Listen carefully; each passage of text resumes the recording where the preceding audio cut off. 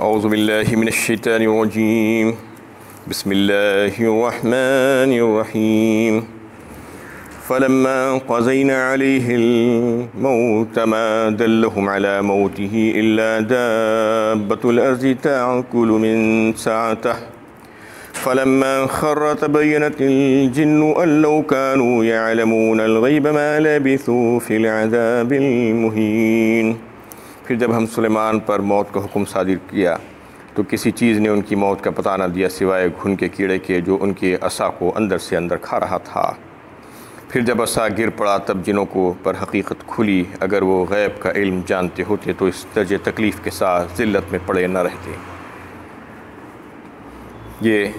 سورہ سبا کی 14ویں آیت ہے۔ سلیمان علیہ السلام کے واقعے کا تذکرہ چل رہا تھا اور جنات پر بھی ان کی حکومت تھی۔ اس کی بات بھی چل رہی تھی کہ جنات ان کے لیے کیا کیا کام کرتے تھے۔ تو جب سلیمان علیہ السلام کی موت کا وقت آیا، یعنی وہ ان کو بھی جو ہے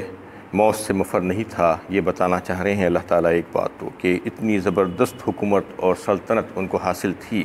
ہواؤں پر حکومت اور پرندوں پر حکومت اور جنات پر حکومت، لیکن اس کے باوجود 53 سال کی عمر میں ان کا انتقال ہوا۔ 13 سال کی عمر میں وہ حکومت سنبھالے اور 40 سال تک بتایا جاتا ہے کہ انہوں نے حکومت کی، اور 53 سال کی عمر میں جب ان کے موت کا وقت قریب آیا تو اللہ تعالیٰ نے ان کو حکم دیا کہ تمہارا جو حجرہ ہے، محراب ہے، اس میں چلے جاؤ، جو شیشے کا بنا ہوا تھا، صاف و شفاف، اور یہ اس وجہ سے کیا گیا تھا کہ بیت المقدس کی تعمیر ابھی جاری تھی اور تھوڑا سا کام اس میں باقی تھا، اور اللہ تعالیٰ کچھ مصلحت سے اس کو جو ہے کام کروانا چاہ رہے تھے جنات کے ذریعے سے۔ تو اس طریقے سے سلیمان علیہ السلام اپنے محراب میں چلے گئے اور معمول کے مطابق وہ جو ہے جیسے عبادت کرتے تھے ویسا عصا اور اپنی لکڑی پر ہاتھ ٹیک کر کھڑے ہو گئے، اور پھر جب ان کی روح قبض کی گئی تو ویسے ہی وہ کھڑے رہے اور باہر سے جنات کام کرتے رہے۔ ان کی یہ مجال نہیں تھی کہ اندر جا کر قریب جا کر سلیمان علیہ السلام کو دیکھتے کہ واقعی میں وہ زندہ ہے یا جو ہے ان کی وفات ہو چکی ہے،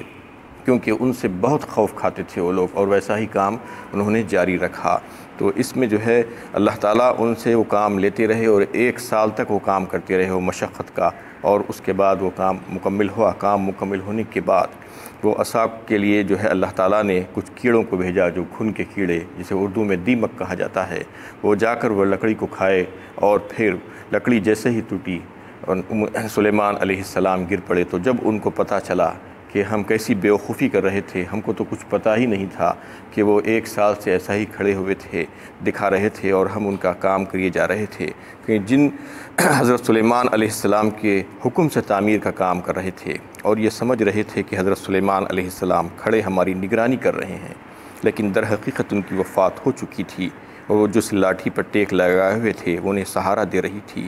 اور جن بھی دیگر مخلوقات کی طرح غیب کا علم نہیں رکھتے وہ یہ سمجھتے رہے کہ حضرت سلیمان علیہ السلام بدستور ہماری نگرانی کر رہے ہیں، لیکن جب لاٹھی گری تو ان کو پتہ چلا، حقیقت کا علم ان کے اوپر ہوا، منکشف ہوا۔ تو اس میں اللہ تعالیٰ کی جو مصلحت تھی وہ یہ بتانا چاہ رہے تھے کہ جنات کو اللہ تعالیٰ نے بہت زیادہ قوت اور طاقت عطا فرمائی ہے، اور ان کی عمریں بھی بہت لمبی لمبی ہوتی ہیں، یعنی بسا اوقات تو ان کی عمریں بتایا جاتا ہے کہ کئی 100 سال کی ہوتی ہیں۔ انسانوں کی ایسا نہیں ہے کہ 100 سال کے اندر باہر، جنات کئی 100 سال کے ہوتے ہیں، اور پھر ان کو اللہ تعالیٰ نے جو قوت اور طاقت عطا فرمائی ہے وہ اتنی زیادہ ہوتی ہے کہ وہ چند لمحوں میں بڑے بڑے مسافت طے کر لیتے ہیں، یعنی ہزاروں میل چند لمحوں میں چلے جاتے ہیں، اور پھر اس کے حالات اور واقعات کی جو خبر ان کو ہوتی ہے اس کی وجہ سے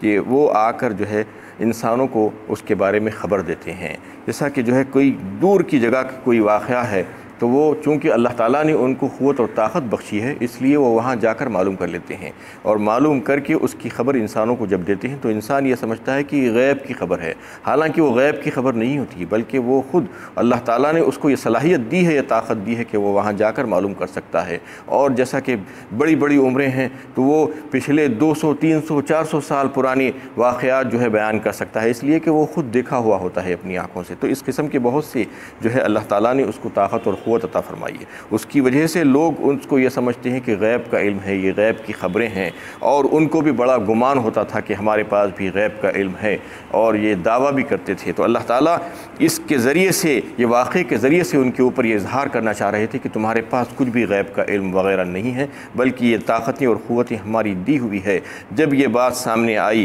کہ حضرت سلیمان علیہ السلام کا انتقال ہوا تو ان کے اوپر یہ حقیقت کھلی کہ واقعی میں ہم کو جو ہے کچھ بھی خبر نہیں، ہم تو محض بے خبر ہیں، اور ہمیں جو ہے کچھ معلوم ہی نہیں تھا، جو غیب کے علم کا ہم جو دعویٰ کر رہے ہیں وہ غلط ہے۔ اور یہ بتانا اللہ تعالیٰ کو مقصود تھا اس قوم کو اور لوگوں کو کہ جو ہے حضرت سلیمان علیہ السلام کی وفات کے بعد کہ وہ جنات جو کام کیا کرتے تھے، حیرت انگیز اور کمالات اور عمل ان کا جو تھا، اس کی وجہ سے لوگ ان کے بارے میں یہ نہ سمجھنے لگے کہ وہ غیب داں ہیں، وہ سب کچھ جانتے ہیں، اس لیے ان کی عبادت کرنے لگیں گے۔ اور اس وجہ سے اللہ تعالیٰ سارے لوگوں کے سامنے وہ حقیقت کو کھولنا چاہ رہے تھے، اور حقیقت کو اللہ تعالیٰ نے کھول دیا کہ ان کو کچھ بھی نہیں معلوم تھا، محض بے خبر تھے، وہ بے بس تھے۔ یعنی 1 سال تک سلیمان علیہ السلام کا انتقال ہو چکا تھا، وہ کھڑے ہوئے نظر آ رہے تھے، ان کو یہ بھی پتہ نہیں تھا کہ وہ زندہ ہیں یا مر چکے ہیں۔ تو اللہ تعالیٰ ان کی بے بسی کا اظہار کر کے سارے لوگوں کے سامنے اس بات کو لا دینا چاہ رہے تھے، چونکہ عرب کے مشرکین بھی جو ہے جنات کے بارے میں بڑے غلط عقائد رکھتے تھے،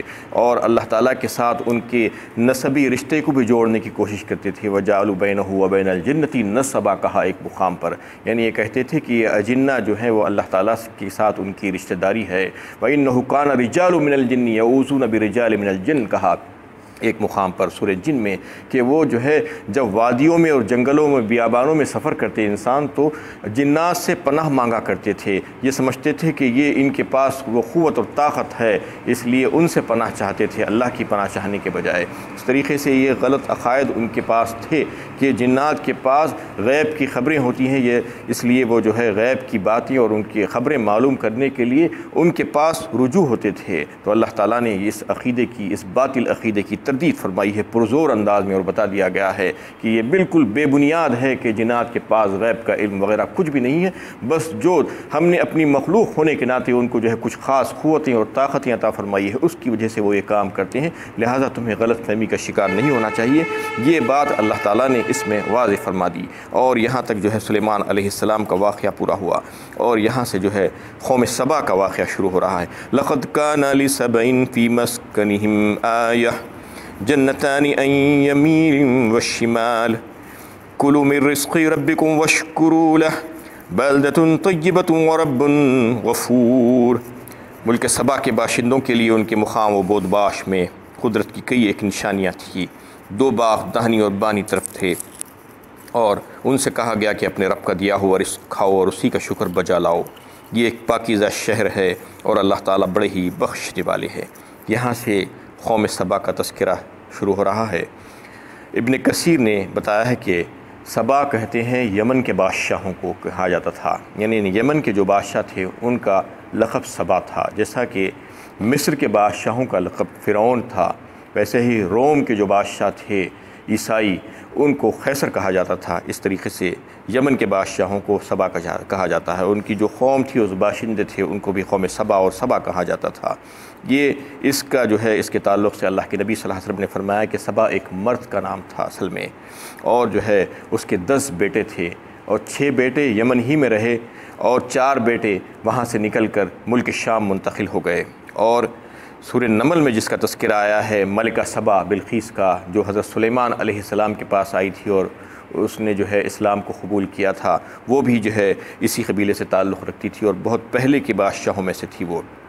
کیونکہ جو ہے وہ واقعہ حضرت سلیمان علیہ السلام کا جو ہے اس سے بہت پہلے کئی 100 سال پہلے کا واقعہ تھا۔ اس کا تذکرہ بھی جو ہے سورہ نمل میں تفصیل کے ساتھ آیا ہے۔ وَجَدتُّهَا وَقَوْمَهَا يَسْجُدُونَ لِلشَّمْسِ مِن دُونِ اللَّهِ وَزَيَّنَ لَهُمُ الشَّيْطَانُ أَعْمَالَهُمْ، یعنی جو اس کے تعلق سے کہا گیا تھا کہ وہ اور اس کی قوم سورج کی پرستار ہے، سورج کی پرستش کرتی ہے اور پوجا کرتی ہے، یعنی آگ کی اور روشنی کی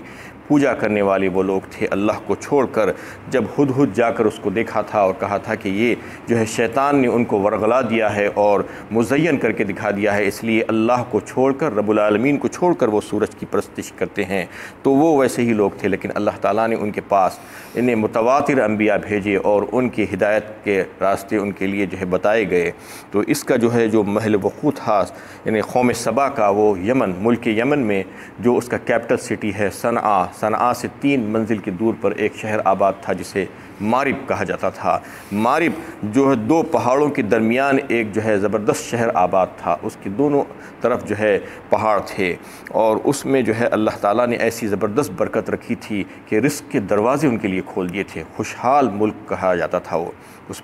اس کی وجہ یہ تھی کہ اس میں باغبانی اور جو ہے زراعت وغیرہ کا نمایاں کام ہوتا تھا، اور تجارت کے تعلق سے بھی بتایا جاتا ہے کہ وہ ممتاز تھے بحری اور بری تجارت میں۔ تو اس طریقے سے یہ جو ملک بھی جو ہے یہ کام کرتا ہے جس کے پاس تجارت بھی ہو اور جو ہے باغبانی اور جو ہے زراعت وغیرہ ہو، ایگریکلچر، تو پھر وہ ملک جو ہے ترقی کرتا ہے اور خوشحال ہو جاتا ہے۔ تو اس طریقے سے اللہ تعالیٰ نے ان کے پاس ہر قسم کی نعمتوں سے ان کو نواز دیا تھا، راحت اور خوشیاں ان کے پاس حاصل تھی، اور سارے آرام اور چیزیں جو ہے اللہ تعالیٰ نے اسباب ان کو مہیا کر دیے تھے۔ اسی کا تذکرہ اس میں اللہ تعالیٰ فرما رہے ہیں کہ فی مسکنہم آیا، اللہ کی نشانیاں کہا اس میں، یعنی ان کو جو مال و دولت اور جو ہے راحت و سکون اور سارے اسباب عطا کر دیے تھے، اس کو قدرت کی نشانی کے طور پر اللہ تعالیٰ نے پیش کیا ہے۔ اور یہ بات بتائی جاتی ہے کہ ان کے پاس متواتر پیغمبر آئے، انبیاء علیہ السلام ان کی ہدایت کے لیے اللہ تعالیٰ نے بھیجے، اور ان کو اللہ کی توحید سمجھائی گئی اور احکامات پر عمل کرنے کی جو ہے اطاعت کرنے کی ان کو کہا گیا، اور اللہ تعالیٰ کا شکر ادا کرنے کے لیے ان کو جو ہے حکم دیا گیا تھا، کیونکہ ان کو اللہ تعالیٰ نے بے شمار نعمتوں سے نوازا تھا۔ لیکن وہ قوم جو ہے یعنی آہستہ آہستہ غفلت میں پڑتی گئی، اور ایک وقت آیا کہ وہ انکار ہی پر جم گئی، تو اللہ تعالیٰ نے ان کے اوپر عذاب بھیجا، اور عذاب کیسا کہ سیلاب ان کے اوپر چھوڑ دیا، اور اس کی وجہ سے ان کے باغات اور ان کا شہر اور ان کے سارے مکانات ویران اور برباد ہو کر رہ گئے۔ اس کا تذکرہ جو ہے اس میں اس بات میں آ رہا ہے اس آیت میں کہ بتایا جاتا ہے کہ ان کے شہر کے یعنی دونوں طرف 2 پہاڑ تھے، دائیں اور بائیں جانب۔ لقد کان لسبع فی مسکنہم آیہ جنتان عن یمین و شمال، تو 2 پہاڑ جو تھے وہ یعنی سیدھے جانب اور بائیں جانب، تو اس میں سے یہ ہوتا تھا کہ نالے اور چشمے جب بارش ہوتی تھی تو اس کے ذریعے سے پانی بہہ کر اندر آتا تھا۔ جہاں پر پہاڑی علاقہ ہے آپ کو پتہ ہوگا کہ وہاں پر نالے بہتے ہیں اور چشمے نکلتے ہیں، تو اس میں سے جو چشمے پھوٹتے تھے اور نالے بہتے تھے تو یعنی بہت بڑی مقدار میں پانی بہہ کر آتا تھا، اور وہ سیلاب بن کر تباہی مچاتا تھا۔ تو اس کے لیے وہاں کے بادشاہوں نے، جس میں خصوصی طور پر ملکہ بلقیس کا نام لیا جاتا ہے، انہوں نے یہ کیا کہ اس کے اوپر ایک بند باندھ دیا، ڈیم تعمیر کیا گیا، اور جو ہے ڈیم تعمیر کرنے کی وجہ سے یہ ہوا کہ وہ پانی کا ذخیرہ ایک جگہ جمع کر لیے، ایک تالاب کی شکل دے دی گئی اس کو، اور وہ پانی کا ذخیرہ جو تھا وہ اتنا بہترین اور بڑا ذخیرہ بن گیا کہ ڈیم کو بھی جو ہے اس طریقے سے انہوں نے تعمیر کیا تھا کہ اس کے 3 دروازے بنائے تھے، ایک اوپر کے حصے کا، ایک درمیانی حصے کا اور ایک نیچے کے حصے کا۔ تو اس میں سے جو ہے حسب ضرورت وہ پانی کو استعمال کرتے، سال بھر کی ان کی پانی کی ضروریات وہ ڈیم جو ہے بنائے تھے، اس کی وجہ سے وہ پوری کرتے تھے، اور 12 نہریں انہوں نے جو ہے شہر میں لگائی تھی، اس کی وجہ سے ہر طرف چوطرف جو ہے ان کی زمین سرسبز و شاداب تھی، اور باغات کو اور ان کی جو ہے جو کھیتیاں تھیں اس کو بہترین طور پر پانی ملتا تھا، جہاں دیکھے وہاں پر گرینری تھی۔ تو اللہ تعالیٰ نے ان کو یہ قوت اور صلاحیت دی تھی اور یہ نعمتوں سے نوازا تھا کہ وہ پانی کا جو استعمال بہترین استعمال کر رہے تھے، جو آ کر وہ تباہی مچاتا تھا سیلاب کی شکل میں، اس کو روک کر ڈیم بنا کر اس کو جو ہے ایگریکلچر میں اور دوسرے تمام جو ہے اپنے باغات میں استعمال کیا کرتے تھے۔ تو اس کے ذریعے سے جو ہے وہ ایریگیشن کا جو بہترین نظام انہوں نے قائم کیا تھا۔ تو یہ ہوا تھا کہ وہ جو اس کے اطراف میں انہوں نے 2 باغ لگائے تھے۔ یہاں پر 2 باغ کا ذکر اللہ تعالیٰ نے کیا ہے کہ داہنی جانب اور بائیں جانب۔ اس کا مطلب یہ ہے کہا کہ اس کے کنارے سے، پہاڑوں کے کنارے سے باغ لگائے گئے تھے، سیدھے جانب اور بائیں جانب، اور وہ سلسلہ جو ہے اتنا لمبا چلا تھا کہ وہ 2 باغ نہیں، ہزاروں لاکھوں کی تعداد میں باغ تھے، اور اس میں اتنے کثرت سے میوے ہوتے تھے کہ جس کا اندازہ جو ہے لگانے کے لیے ایک مثال دی گئی ہے کہ ایک عورت جو ہے ان باغات میں نیچے خالی ٹوکری لے کر سر پر رکھ کر گزرتی تھی میووں کو چننے کے لیے، تو ہاتھ لگائے بغیر میوے جو ٹوٹ کوٹ کر گرتے تھے اس کے اوپر، تو تھوڑی دیر میں وہ ٹوکری بھر جاتی تھی، تو اس کو توڑنا نہیں پڑتا تھا، اس قدر جو ہے کثرت سے میوے تھے، اور ہر قسم کے میوے جات ان کے پاس پائے جاتے تھے، اور انتہائی لذیذ اور جو ہے بہترین۔ تو اللہ تعالیٰ نے ان کو یہ نعمتوں سے نوازا تھا، کیونکہ پانی کا جو نعمت تھی وہ ان کے پاس آ گئی تھی، اور جہاں پر جو ہے پانی آ جاتا ہے تو پھر وہ پانی کے ذریعے سے وہ زمین جو ہے زرخیز اور سرسبز و شاداب ہو جاتی ہے۔ تو اس طریقے سے اللہ تعالیٰ نے ان کو یہ نعمتیں نوازی تھی۔ کلوا من رزق ربکم واشکروا لہ، پھر ان کو جو ہے جو حکم دیا گیا کہ کھاؤ اور پیو جو ہے اس رزق میں سے جو اللہ تعالیٰ نے رب العالمین نے تم کو دیا ہے تمہاری یعنی ضرورتوں کے لحاظ سے، واشکروا لہ، اور پھر اس کا شکر ادا کرو۔ یعنی اس سے پہلے بھی بہت سے باتوں میں جو ہے آیتوں میں یہ بات آئی ہے کہ اللہ تعالیٰ جیسے جیسے نعمتوں میں اضافہ کرتے جائیں گے ویسے ویسے شکر میں اضافہ کرنا چاہیے بندے کو، یعنی جتنی نعمتوں میں اضافہ ہوگا اتنا ہی جو ہے شکر گزار ہونا چاہیے تھا۔ یہاں پر ان سے مطالبہ کیا گیا تھا کہ دیکھو تم کو ہم نے بے شمار نعمتوں سے نوازا ہے، لہٰذا تمہیں چاہیے کہ تم اللہ تعالیٰ کے جو ہے شکر گزار بندے بنو اور زیادہ سے زیادہ شکر کرنے والے بندے بن جاؤ۔ بلدۃ طیبہ کہا، اور پھر ایک لفظ اس میں آیا ہے، یہ ایک پاکیزہ شہر ہے۔ بلدۃ طیبہ کا مطلب یہ ہے کہ وہ شہر مارب جو تھا ملک سبا جو ہے جس میں قوم سبا رہتی تھی، اس کو اللہ تعالیٰ نے ایسا پاکیزہ اور بہترین بنا دیا تھا کہ اس میں کسی قسم کی کوئی موذی جانور، کوئی زہریلے جانور نہیں تھے، کوئی حشرات الارض نہیں تھے، کوئی مکھی مچھر پسو کچھ بھی وہاں پر نہیں رہتے تھے۔ اتنا صاف اور پاک جو ہے شہر اللہ تعالیٰ نے اس کو بنایا تھا، اور کہیں سے باہر سے مسافر بھی اگر آتے تو ان کے کپڑوں میں جو گندگیاں اور جوں اور پسو وغیرہ ہوتے تھے وہاں پر آنے کے بعد اللہ کی قدرت سے جو ہے وہ مر جاتے تھے۔ یہ جو ہے اللہ تعالیٰ نے وہاں پر ان کے اوپر فضل کیا تھا، وہ رب غفور کہہ دیا، اور اللہ تعالیٰ بڑے ہی بخشنے والے ہیں۔ تمہارا رب تمہارا پالنے والا، تمہاری پرورش کرنے والا، ان تمام نعمتوں کا خالق ایسا ہے کہ وہ غفور ہے، معاف کرنے پر تیار ہیں۔ تم اللہ تعالیٰ سے جو ہے اپنی غلطیوں پر معافی مانگو، اپنی کوتاہیوں کو جو ہے پر جو ہے ان سے معافی چاہو، رو اور گڑ گڑاؤ، تو تمہارا رب جو ہے نہ صرف دنیا میں تمہیں جو ہے زندگی میں جو راحتیں میسر کی ہیں، جو تمہیں فراہم کیا ہے، تمہیں آخرت میں بھی جو ہے تمہیں معاف کر دے گا، اور تمہیں جو ہے اجر عظیم دے گا وہاں پر بھی، اور تمہاری دنیا اور آخرت دونوں جو ہے اچھی ہو جائیں گی اگر تم اپنے رب سے اپنی غلطیوں پر معافی چاہو۔ وآخر دعوانا ان الحمد للہ رب العالمین۔